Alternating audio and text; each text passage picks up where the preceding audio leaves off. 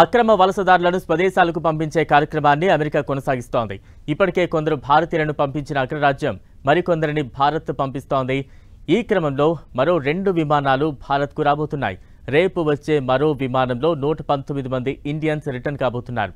Deportation ఆపరేషన్లో భాగంగా ఈ నెల 5న 104 మంది భారతీయులతో కూడిన అమెరికా సైనిక విమానం పంజాబ్లోని అమృత్సర్కు వచ్చింది. రేపు మరో విమానంలో 119 మంది రానున్నారు.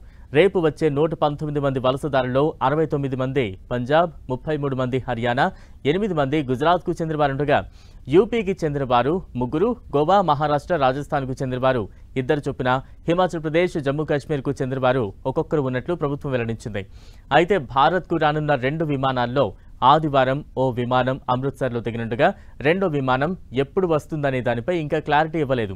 అమెరికా నుంచి వచ్చే ఈ విమానాలను అమృత్సర్లోనే దించాలన్న కేంద్ర ప్రభుత్వ నిర్ణయం తాజాగా చర్చనీయాంశమైంది. కేంద్ర నిర్ణయంపై పంజాబ్ ముఖ్యమంత్రి భగవంత్ మాన్ మండిపడ్డారు. రాష్ట్ర ప్రతిష్టను దిగజార్చేందుకే ప్రయత్నిస్తున్నారంటూ ఆరోపించారు.